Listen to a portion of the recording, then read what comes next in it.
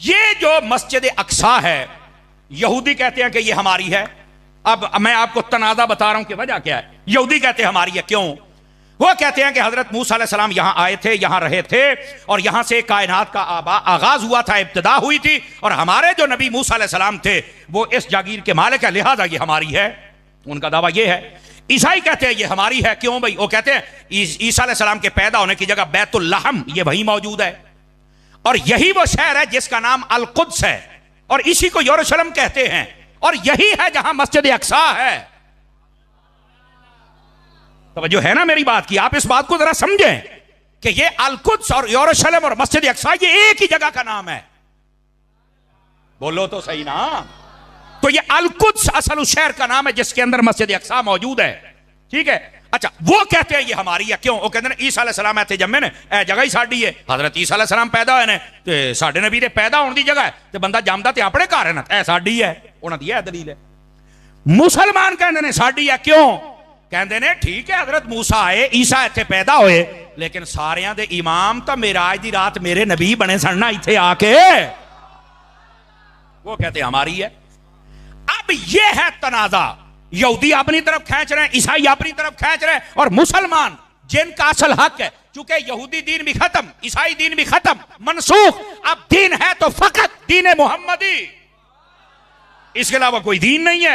और नबी पाक जब चले गए तो उनको अकल से सोचना चाहिए कि मेराज की रात जब हमारे नबी भी मुक्तदी बन गए और मुसलमानों का नबी इमाम बन गया, तो फिर तो हर चीज उनके कब्जा इख्तियार में आ गई ना। समझ आ रही है मेरी बात की? ये असल तनाजा है। वो कहते हैं साडा है, ये मुकद्दस मकाम तीनों मजहबों के लिए। ईसाई कहते हैं साडा है, यहूदी कहते हैं साडा है, मुसलमान कहते हैं साडा है। फिर हुआ क्या? ये भी हिस्ट्री है। ये 14 अगस्त 1947 को पाकिस्तान बना था। सितंबर, अक्टूबर ते नवंबर, ये नवंबर का महीना था, और 1947 थी जब अक़वाम मुत्तहिदा ने मस्जिद अक्सा के 2 हिस्से कर दिए। जैसे ये मस्जिद अक्सा है, इसके 2 विचाले चुमारी कंध, अगला मशरक वाला हिस्सा दे दिता यहूदियां नू, भाई तुसी ले लो, पिछला हिस्सा दे दिता मुसलमानों नू। अब ये मैं आपको बता रहा हूं कि असल ये मसला बनया कितों है। बाकी पूरे शहर को उन्होंने गिरा, मस्जिद अक्सा को अभी कुछ नहीं कहा। आज तुम वीडियो देख रहे हो ना कि गिर गई मस्जिद, नहीं गिरी, बिल्कुल सलामत है, एडी छेती नहीं जे डिगनी, क्योंकि वो यहूदी कहते हैं कि साडी ओनू ढाउण ते फिर मारदे ने। अद्धा हिस्सा मुसलमाना दा कोल है, ते मुसलमाना भी नहीं ढाउणी, मुसलमान ते पहले मस्जिद नहीं ढाउंदा, बचाउंदा है। अब ये असल कशमकश है, और यहूदी वहां पर पावरफुल होते होते उन्होंने आहिस्ता आहिस्ता करके ना थोड़ा थोड़ा जमीन पर कब्जा करना शुरू कर लिया, और उनको सपोर्टेड अमेरिका था, और बाकी जितने भी कुफर मुल्क थे वो सारे उनको सपोर्ट करते रहे, और वो एक ताकत में आ गया, और उन्होंने आहिस्ता आहिस्ता वहां से मुसलमान हुक्मरानों का कत्लेआम शुरू किया, और अब वहां पर गजा को खत्म किया, और कहते हैं ये सारे निकल जाए यहां से, हम इनको यहां नहीं रहने देंगे। जबकि हदीसें बताती हैं, नबी पाक ने फरमाया बैतुल मुकद्दस की हिफाजत करने वाला गिरोह वो होगा, इनको अगर खाने को भी कुछ ना मिले, पीने को भी कुछ ना मिले, ना ये अपना मुल्क छोड़ेंगे, ना मस्जिद अक्सा को छोड़ेंगे। अब जो मेरे नबी ने कहा है वो कभी झूठ तो हो नहीं सकता, वो तो रहेगा सच। और यही वजह है कि मुसलमान वहां पर हर रोज सैकड़ों की तादाद में शहीद हो रहे हैं, लेकिन वहां की औरतों और बच्चों को भी सलाम है कि वो मस्जिद अक्सा को खाली छोड़कर नहीं जा रहे, चूंकि उनकी हिफाजत करना यह बशारत मेरे मुस्तफा ने अता फरमाई है, इसलिए वो मुसलमानों पर जुल्म सितम कर रहे हैं। चाहिए तो यह था कि सबसे पहले सऊदी अरब स्टैंड लेता, पाकिस्तान स्टैंड लेता, लेकिन सऊदी अरब नू अपनी पई है, पाकिस्तान नू अपनी पई है। ऐसा ही है ना जी। इन हुक्मरानों को चाहिए, तुम्हारे ऊपर नजरें हैं पूरी दुनिया की, और तुम पूरी दुनिया पर राज कर सकते हो, लेकिन तुम आपस दाखिली इंतशार में बहुत ज्यादा, कोई है सियासी पार्टी नू जेल निकलोता है, कोई एनू तू निकलोता है, कोई एनू, वो अल्लाह दे बदियो केड़े यब नू पै गए हो, केड़ी मुसीबत नू पै गए हो, और तुहानू होया की है यार, क्या मुसीबतें हो तुम यार? खुदा का खौफ करो। इस पाकिस्तान के आपसी इख्तलाफात से निकल कर तुमने तो पूरी दुनिया के अंदर निकल कर और पूरी दुनिया की कमांडें करनी थी, और तुम आके आपस में लड़ाई झगड़ा तुमने शुरू कर दिया हुआ है। और देखो जब बंदे आपस में लड़ते हैं ना, इधर देखो मेरी तरफ, तो फिर कुफर पता कैसे फायदा उठाता है। आप देखो 3 दिन हो गए इंडिया ने तुम्हारा हशर क्या किया हुआ है, और वैसे भी उनका जो मीडिया है वो खबर देने में ऐसे लगता है, उन्होंने खबर सुन लो ना तो एवं लगता भी जहाज जड़े ने ना वो शेखुपुरा टप्पे आते रहे उन्होंने। हाँ हाँ, मजाक तो अलावा इत्थे आ ननकाने दे नेड़े नेड़े जे ते 10 मिनट बाद फैसलाबाद पहुंचने वाले जे ये हो गया।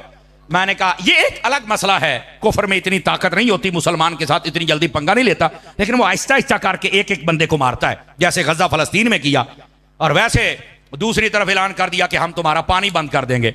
देखिए पानी बंद करना तो हमारे आर्मी चीफ ने कहा, इसका मतलब यह है कि यह जंग है और असी तो दसांगे तुसी पानी किवें बंद कीता है। और उम्मीद यह है कि हमारी फौज, हमारी दुआ और हमारे जज्बात उनके साथ हैं, असी पानी खुलवावांगे। लेकिन मैनू इंडिया की समझ नहीं आती भी पीना तो तुसी गां दा पिशाब है, पानी काहदे वास्ते बंद कीता जे। इसे तरह ना जी को गल ते दसो ना यार, वो पीना तो तुसी फिर गां दा पिशाब है और पानी बंद कर दियो केना दा, जिना जमजम पीना है।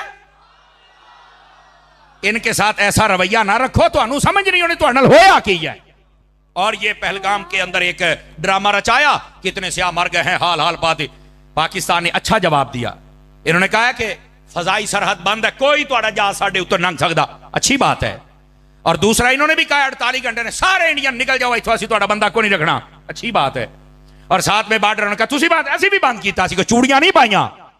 और हमारे आर्मी चीफ साहब ने यह भी कहा है, उन्होंने कहा जिद्दां दा तुसी हमला करोगे इंशाअल्लाह ओदे तो तकड़ा जवाब आएगा।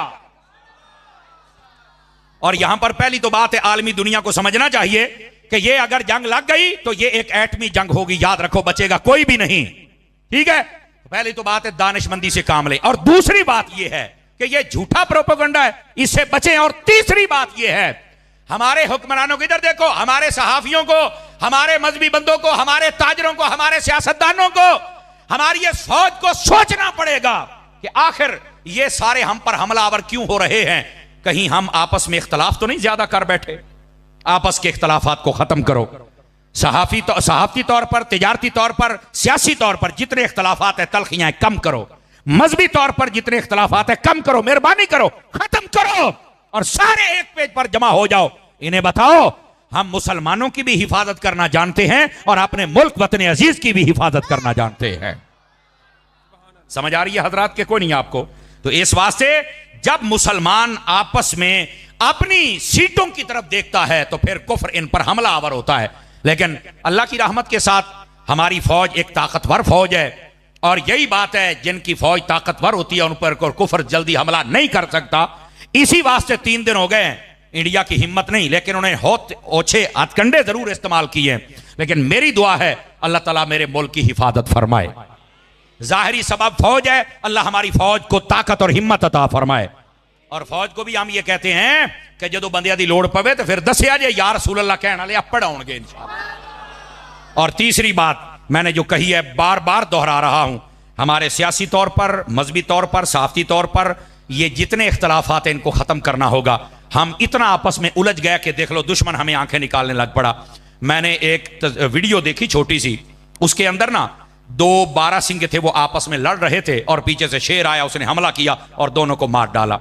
नीचे तहरीर लिखने वाला लिखता है, उसने कहा जब बंदा अपनों से लड़ता है तो दुश्मन यूं फायदा उठाता है। अपनों से लड़ना बंद कीजिए। आप जितने घरों में हैं अपने भाइयों से मत लड़ा करें। जब आप भाई आपस में लड़ते हैं ना, अपनी बरादरी, जब आप बरादरी से लड़ते हैं, अपने शहर से ना लड़ें। जब आप शहर से लड़ते हैं तो फिर दुश्मन आपका वो हशर करता है कि आपने सोचा कभी नहीं होता। अपने भाइयों के साथ रहें, अपने मोहल्ले वालों के साथ रहें और अपने शहर वालों के साथ रहें। ये आजकल जो नौजवान है ना, छोर छिक्कर, नवे नवे सियासतदान, अल्लाह दा नाम जे, थोड़ा पीछे हटो, ऐ सियाने बंदियां दे नाल बैठ के इन्हां दे कोल सीखो कि तुमने एक दूसरे की इज्जत कैसे करनी है, कदर कैसे करनी है, काम कैसे करना है। छोटियां छोटियां गल्लां ते अगले दे नाल मुखालफत पा के बह जांदे हो। मेहरबानी फरमाओ, अपने हाल पर भी मेहरबानी करो और बाकी मुसलमानों के हाल पर भी मेहरबानी फरमाओ। समझ आ रही है कोई नहीं आ रही?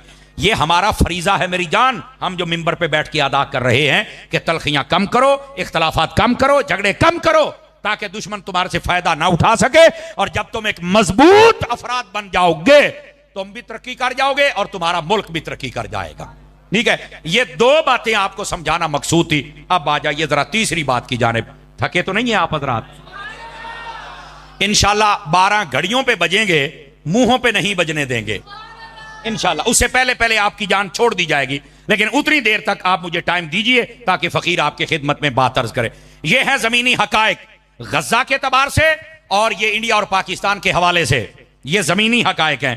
अब आ जाइए थोड़ा अगली बात, ऐसे मुआमलात होते क्यों हैं? याद रखिए, कुरान और हदीस का मुताला कर लें। ऐसे मुआमलात तब आते हैं जब बंदा कुरान और सुन्नत का रास्ता छोड़ता है। मेरे बेटे बातें बंद करेंगे? बेटे दोबारा मैं फिर गुजारिश पेश कर रहा हूं, मेरे बच्चों आपकी हमें बहुत जरूरत है। इधर देखें मेरे बेटे, प्लीज, आप हमारी फौज हैं ते तुसी साडी पनीरी हो, तुहाडी मैनू बड़ी लोड़ है ते नबी पाक भी बड़ी बच्चियां नाल शफकत करदे सन ते तुसी शफकत करवाओ यार, मेहरबानी करो। हैं, अल्लाह आपको खुश रखे। जरा तवज्जो मेरी तरफ रखिए। तीसरी बात यह है, ऐसे मौके तब आते हैं जब बंदा अपनी मन मर्जियां करता है और कुरान और सुन्नत का रास्ता छोड़ देता है। खुदारा हम नीचे से काम शुरू करें, होना तो चाहिए ऊपर से काम शुरू हो, लेकिन ऊपर वाले जो भंग पी के सुते ने तो चलो थल्ले वाले आपा जाग जाने। हमें चाहिए कि हम अपने मुआमलात को अल्लाह रसूल के हुक्म के मुताबिक बजा लाएं। क्या मैं उम्मीद करूं कि ये मामला हो सकता है? अगर हम अपने ताई कोशिश करें तो हमारे बहुत सारे मुआमलात में खराबियां, खुराफात और जितने रस्मों रिवाज है खत्म हो जाएंगे। जब खत्म हो जाएंगे तो हमारे जितने ऊपर आने वाले अजाब मंडला रहे हैं अल्लाह की रहमत के साथ ये वैसे खत्म हो जाएंगे। हदीस शरीफ में है, तवज्जो मेरी तरफ रखिएगा, अल्लाह ताला अजाब को भेजता है कि जाओ फुलां शहर को नेस्तो नाबूद करके आओ। अजाब अल्लाह भेजता है, अजाब जरा गौर से सुनिएगा। वो अजाब आता है और बगैर तबाही मचाए वापस चला जाता है। तो अल्लाह रब्बुल इज्जत बावजूद इसके कि हर चीज का इल्म रखता है, मेरा रब पूछता है मैंने तो तुम्हें भेजा था कि इन सबको बर्बाद करके, तो तू वैसे ही वापस आ गया, हालांकि मेरे अल्लाह को सब पता है। तो वो अजाब कहता है बारी ताला, मैं गया था, मेरा इरादा था कि मैं इन सबको बर्बाद कर दूं, लेकिन मस्जिद में बैठकर एक बंदा तेरा जिक्र कर रहा था, दूसरा तुझे सजदा कर रहा था और तीसरा तुझसे दुआ कर रहा था। ये ऐसे बंदों को जब मैंने देखा है तो मेरा इरादा बदल गया कि इनको अजाब कैसे दूं जो तेरा जिक्र कर रहे, जो तेरी इताअत और फर्मा बरदारी में मसरूफ हैं। यानी एक बंदा अगर मसरूफ हो तो सबसे अजाब टल जाता है, और अगर बाकी सारे भी मसरूफ हो जाएं। अच्छा, एक तरफ यह है, अब दूसरी तरफ सुनिएगा, हदीस शरीफ में है, फरमाया कई पहले यानी कौमें बनी इसराइल उससे पहले जितनी कौमें आई हैं उनकी बस्तियां जब बर्बाद होने लगी ना, तवज्जो मेरी तरफ इधर देखिए, फरमाया उस वक्त क्या होता था, फरिश्ते जब अजाब देने आते ना तो कई फरिश्ते वापस चले जाते। अल्लाह फरमाता इनको बर्बाद क्यों नहीं? या अल्लाह फुलां बंदा नेक है। फरमाया नहीं, उसका घर पहले बर्बाद करो। कहा क्यों? फरमाया वो इतनी बुराइयां देखकर भी खामोश बैठा हुआ है।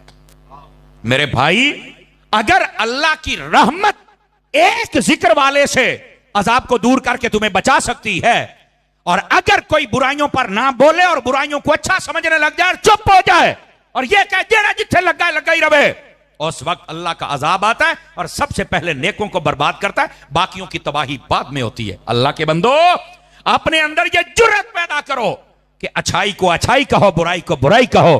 कभी तो ऐसा काम आ जाए कि नबी पाक की एक हदीस पे अमल हो जाए।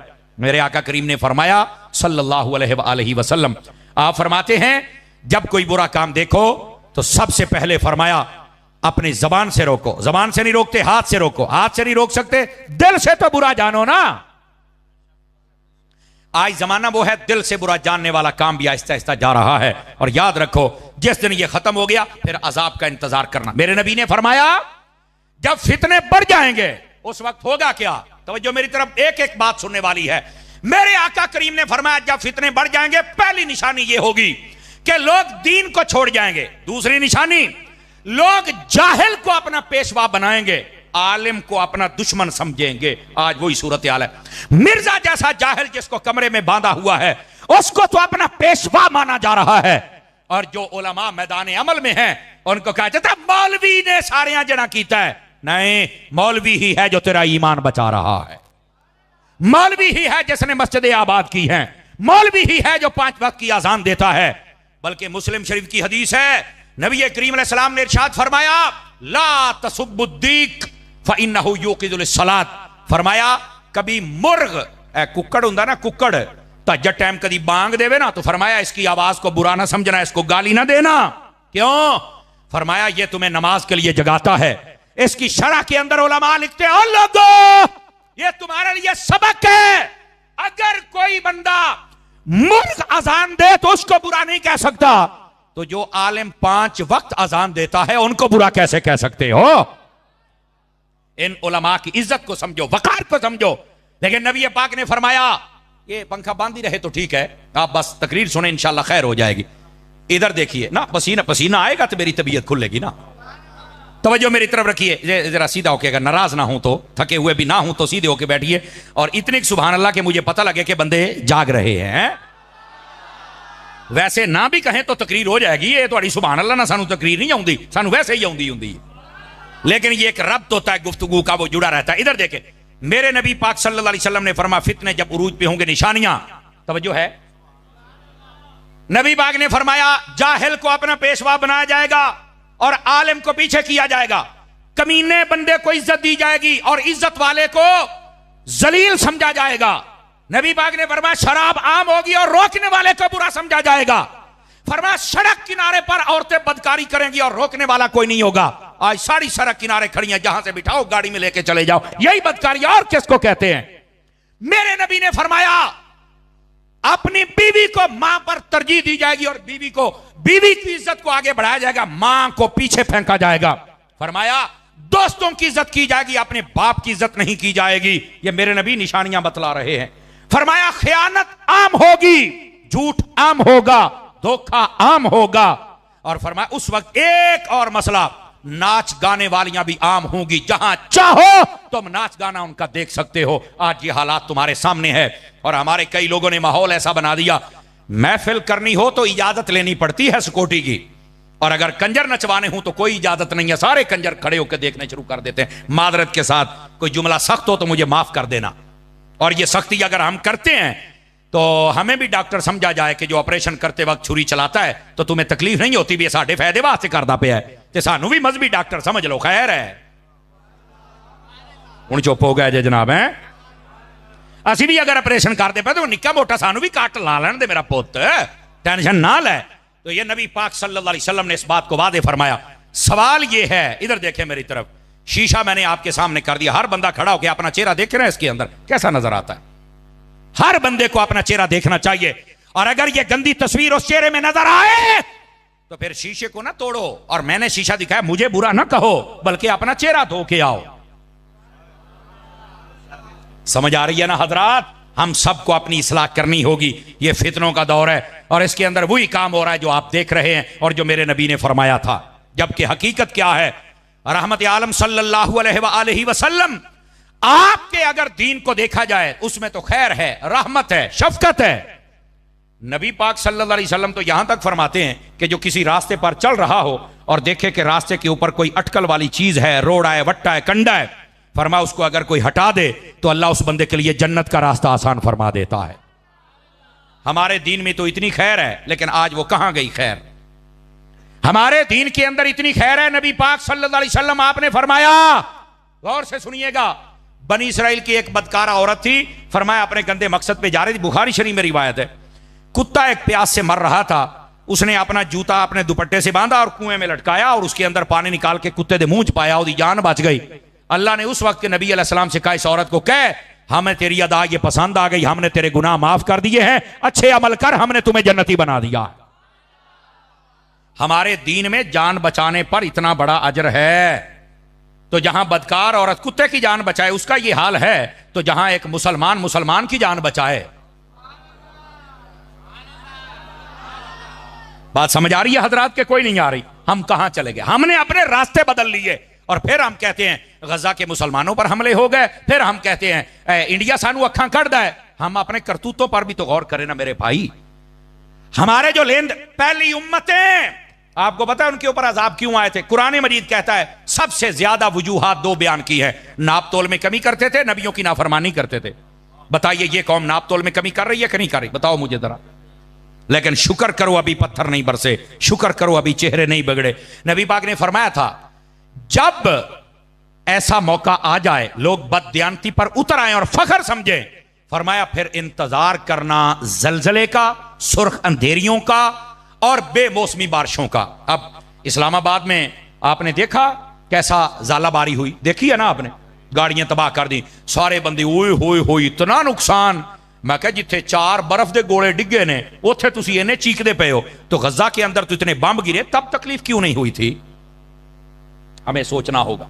ये हमारे करतूतों के पेशे नजर है सब कुछ। भाई अपने आप को संभालो। आजकल का नौजवान ये मस्जिद में नजर क्यों नहीं आता? ये फेस्टिवल की जीनत क्यों नजर आता है? ये नौजवान अपने दोस्तों को तरजीह देता है, अपने बाप की इज्जत क्यों नहीं करता? आजकल का ये जवान ये अखबार पढ़ता है, न्यूज पर नजर रखता है, ये रब का कुरान क्यों नहीं पढ़ता? मुझे पता है हो सकता है आपका इरादा ना हो ये तकरीर सुनने का, पर मेरा इरादा यही तकरीर करने का है ताकि सबक मिले, हमारा ज़मीर जागे और हम जिस कुर्सी पर बैठते हैं इसका फरीजा अदा करना बहुत मुश्किल है। आप दुआ करें ये हमारी तरफ से अदा हो जाए। अपने आप को संभालो। नबी पाक सल्लल्लाहु अलैहि वसल्लम, आपकी अहादीस पढ़ो, नबी पाक ने फरमाया वो जवान जो जवानी में तौबा करता है अल्लाह रब्बुल इज्जत क़यामत वाले दिन अर्श का साया अता कर देता है। वो बंदा जिसका दिल मस्जिद में लग जाता है अल्लाह क़यामत वाले दिन अर्श का साया अता करता है। वो बंदा जो आदिल हुक्मरान बन जाए, फैसला सही करे, अल्लाह क़यामत वाले दिन अर्श का साया अता करता है। फरमाया वो बंदा जिसको किसी औरत ने कहा मेरे साथ मुंह काला कर और इसने कहा मैं नहीं कर सकता, फरमाया अल्लाह ताला उसको क़यामत वाले दिन अपने अर्श का साया अता फरमाएगा। ये मेरा रब फरमा रहा है, ये हदीस है, ये मेरे नबी ने इरशाद फरमाया है। आज हमारे मुआशरे को इन चीजों की जरूरत है।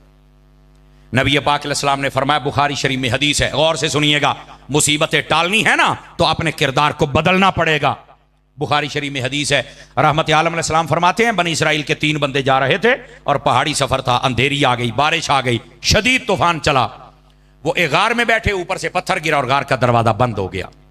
ये हदीस है, ये गप नहीं है।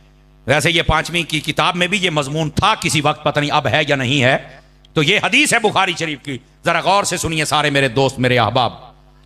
फरमाया कि उन्होंने बड़ा धक्का लगाया लेकिन वो बिल्कुल कामयाब ना हुए और वो रास्ता ना खुलवा सके, ना खोल सके। अब तीनों सोच विचार में पड़ गए कि रास्ता एक ही और वो मौत है, इसके अलावा कोई रास्ता नहीं। एक के दिल में ये ख्याल आ गया कि यार आज हमें ना किसी नेकी का वसीला देना चाहिए, हो सकता है अल्लाह ये मुसीबत टाल दे। बुखारी शरीफ है, जरा गौर से सुनिए।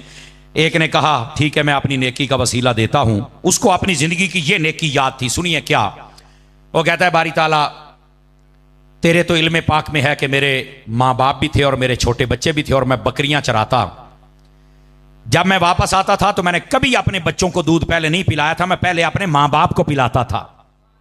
मेरे अल्लाह ये सिर्फ तेरे नबी की तालीम की वजह से तेरी रजा के लिए मैं करता था। और उसने कहा, ये बुखारी में, बारी ताला वो रात तो मैं तो भूल सकता हूं पर तू कैसे भूले, तू तो रब है, कि जब मैं आया और मेरे माँ बाप सो गए, मेरे बच्चे बिलक रहे थे, मैंने दूध उनको नहीं पिलाया, पहले अपने माँ बाप को पेश किया, बाद में बच्चों को। बारी ताला अगर ये माँ बाप के साथ हुस्ने सलूक तेरी रजा के लिए था और तूने कबूल किया है तो आज ये मेरी मुसीबत तो टाल। फरमाया ये कहने की देर थी, पत्थर को झटका लगा और बाहर से रोशनी की लकीर आना शुरू हो गई। उनको समझ आ गई कि नेकी कबूल हो गई, ये वसीला। दूसरे से कहा तू अपनी नेकी याद कर। मेरे सारे दोस्त गौर फरमाए, छोटे बड़े। दूसरे ने कहा, बारी ताला तेरे तो मुबारक इल्म है कि मेरे पास एक मजदूर मजदूरी किया करता था और हफ्ते के उसके सिर्फ 2 किलो चावल बनते थे। कितने किलो भाईजान? 2 किलो। और बारी ताला तेरे तो मुबारक इल्म है कि एक मर्तबा मैंने जब उसको 2 किलो चावल दिए तो उसने मुझे कहा कि मेरी अमानत है तेरे पास, मुझे कोई जरूरी काम है, मैं जा रहा हूं, जब भी वापस आया मैं ले लूंगा, मेरी अमानत को संभाल के रखना, मैं बड़ा गरीब हूं। बारी ताला फिर तेरे इल्म है ना कि वो एक अरसे तक नहीं आया, मैंने वो चावल जब खराब होने लगे तो जमीन में डाल दिए, उसकी पनीरी बन गई, फिर मैंने उसको मजीद काश्त किया तो वो पहले 2 किलो थे, फिर 2 बोरे बन गए। फिर वो बंदा नहीं आया तो मैंने उनको बेचकर एक गाय खरीद ली, फिर वो गाय ने बच्चे देने शुरू कर दिए, फिर वो बंदा नहीं आया, 2, 4, 10, 15, 20 गाय हो गई। तो फिर मैंने एक गुलाम खरीदा जो उन गायों को चराया करता था। बारी ताला इतने यानी 30-40 साल के बाद वो बंदा आया और आके कहता है, ऐ अल्लाह के बंदे मेरे 2 किलो चावल दे दे। तो बारी ताला तुझे तो पता है मैंने 2 किलो चावल नहीं दिए थे, मैंने कहा था ये गायें भी तेरी हैं। ये बुखारी शरीफ है, ये सारी गायें भी तेरी हैं, ये गुलाम भी तेरा है। और उसने रो के मुझे कहा था, यार गरीबों का लोग पहले बड़ा मजाक उड़ाते हैं, मेरा मजाक ना उड़ा यार, मैं पहले पता नहीं कितना सताया गया हूं और इतना अरसा पता नहीं कैसे, मेरे 2 किलो चावल दे दे, जो मेरा गुजारा होगा मैं कर लूंगा, पर मजाक ना उड़ा, मैं बड़ा गरीब हूं यार। लोग तो पहले गरीबों को बड़ा सताते हैं। तो मैंने मुस्कुरा के उसे सीने लगाया और उसे कहा था, ए अल्लाह के बंदे ये गाय भी तेरी है, ये गुलाम भी तेरा, ये सारा रेवड़ तेरा है। बारी ताला वो रोता भी था और खुशी से मुझे दुआएं भी देता था और जा रहा था। ए अल्लाह, अगर ये नेकी तेरी रजा के लिए थी तो आज मेरी मुसीबत तो टाल। उसने जब ये वसीला दिया तो कहा कि फिर पत्थर को एक झटका लगा और मजीद रोशनी आई, लेकिन बंदा बाहर नहीं जा सकता था। फिर तीसरे बंदे को कहा तू भी नेकी याद कर, तो वो रोने लग पड़ा। उन्होंने कहा क्यों रोता है? कहता यार है राज की बात पर आज मुझे करनी पड़ेगी। और क्या बात है? वो कहने लगा मेरे बारी ताला तू तो जानता है कि मैं अपने चचा की बेटी पर फिदा हो गया था। मेरे अल्लाह, हमने आपस में राब्ता शुरू किया और एक मकाम तय किया कि जहां पर हम बदकारी करें। अरे अल्लाह, हम वहां पहुंचे और वहां पर करीब था कि हम ये कालक अपने मुंह पे मल लेते, लेकिन उस औरत के मुंह से निकला कि हमें रब से डरना चाहिए। बारी ताला, फिर तुझे पता है ना कि मेरे जिस्म पर कपकपी तारी हो गई, ना मैंने कुछ किया ना उसने, हम तौबा करते भाग निकले। बारी ताला, अगर ये नेकी तेरे डर से थी, तेरी रजा के लिए थी, तो आज ये मुसीबत तो टाल। कहा ये कहने की देर थी, पत्थर को झटका लगा और सारे रास्ते खुल गए। अजीजो, अपने किरदार को बदलना पड़ेगा। और उलमा ने लिखा है जो चाहता है मेरी रुकावटें हट जाएं, उस बंदे को चाहिए कम से कम ये 3 नेकियां करे। मां बाप की इज्जत करे, हर रुकावट दूर हो जाएगी। फरमाया दूसरी, गरीबों का हक न खाए, हर रुकावट दूर हो जाएगी। और तीसरी, कभी बदकारी ना करे, अल्लाह सारी रुकावटें दूर फरमा देगा। फरमाया सिर्फ दुनिया नहीं, कब्र के अजाब को भी दूर कर देगा, हशर की रुसवाई को भी अल्लाह दूर फरमा देगा।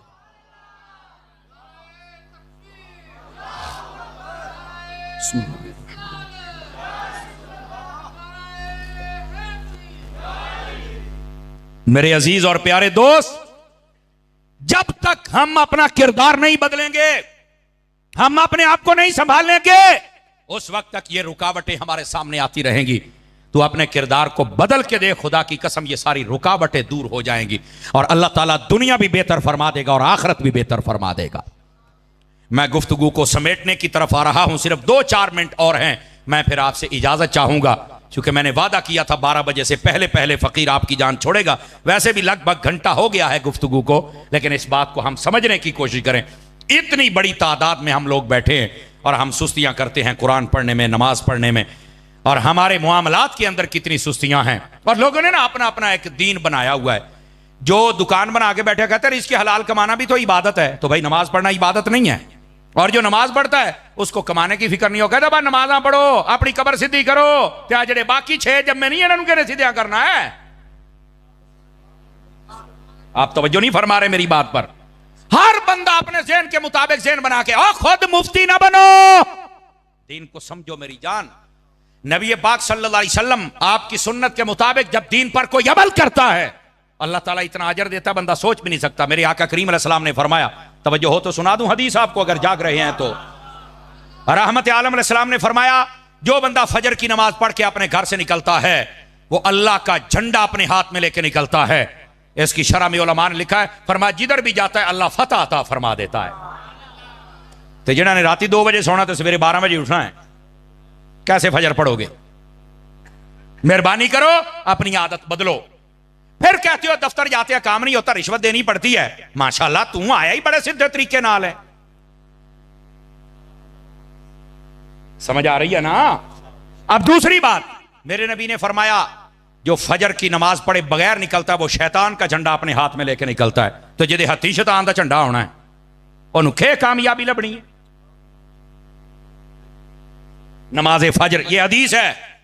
दूसरी हदीस रहमत आलम अलैहिस्सलाम ने इरशाद फरमाया, जो बंदा ईशा की नमाज पढ़ के सो जाए अल्लाह ताला उसको आधी रात इबादत का सवाब अता फरमाता है। हदीस आधी रात, मुस्लिम शरीफ में हदीस है। तो एक सहाबी ने पूछा हुजूर बाकी आधी रात का क्या बनेगा? फरमाया जो बंदा उठ के फजर पढ़ ले अल्लाह ताला बाकी आधी रात भी इबादत का सवाब अता फरमाता है। मुझे बताइए सोने पर कौन इबादत का सवाब देता है? ये मेरा रब है जो अता फरमाता है। यही वास्ते हमारे उलमा फरमाते हैं अगर महफिल सारी रात की और नमाज ना पढ़ी तो फरमाया इसका सवाब उतना नहीं है जितना नमाज का सवाब है। और ये फर्ज नहीं है, नमाज फर्ज है। समझ आ रही? इसका ये मतलब नहीं आज तो बात महफिल नहीं करी, महफिल कर, पर यह ऐलान नहीं होना चाहिए। ईशा की नमाज होती है ना, तो बाद में मौलाना साहब ऐलान करते हैं, हजरात ईशा की नमाज हो गई या जल्दी जल्दी मसीते आ जाओ तो आप महफिल शुरू करिए। तो मैं क्या नमाज ही सारे चले गए ने अखे आहो, तो मैं क्या हूं बेनमाजिया ना महफिल शुरू करनी है। सवालिया निशान तो है ना। मेहरबानी करें ईशा की नमाज आप पढ़ें और ईशा की नमाज के फौरन बाद तिलावत और एक नात हो जाए और एक तकरीर हो जाए, अल्लाह अल्लाह खैर सलाह, 10 बजे सलाम पढ़ दें, सारे काम पर जाएं, दुकान पर जाएं, नमाज भी पढ़े, खैर भी हो जाए, बरकत भी हो जाए। समझ आ रही है हजरात? मशवरा है, अमल तो जरा तुसी करना सानू डाढ़ा पता है, लेकिन कामज का मशवरा देने में हराई तो नहीं ना मेरी जान।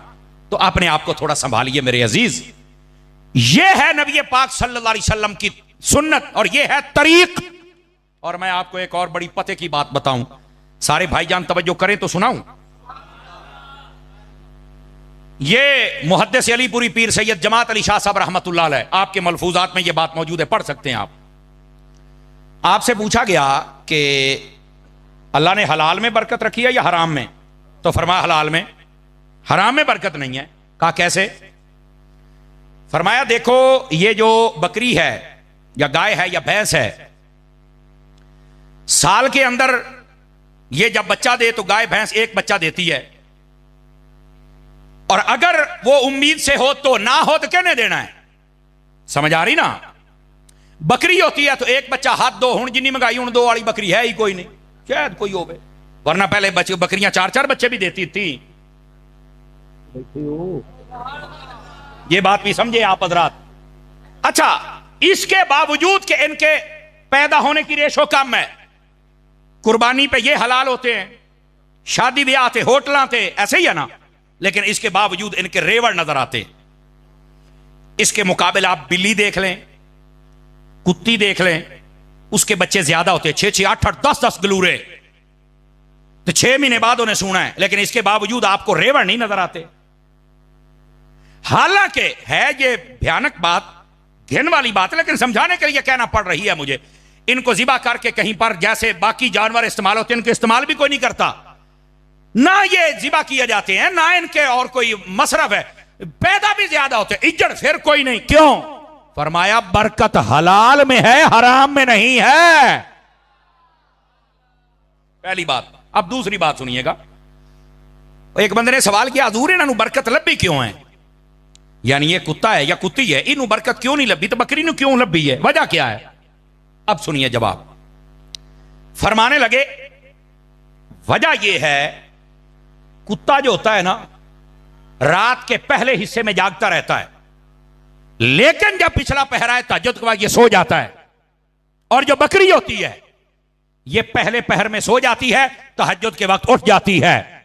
कुत्ते की बरकत इसलिए खत्म कर दी कि तहज्जुद के वक्त सो गया, चंगे वेले सो गया, सोने वेले सो गया, फरमा तेरी ऐसी बरकत ही चुक लीए। और बकरी को बरकत इसलिए मिल गई, फरमा तहज्जुद वेले उठिए। ये मैंने तुम्हारे जमीर के दरवाजे पर दस्तक दे दी है, अब कुंडा तुमने खुद खोलना है।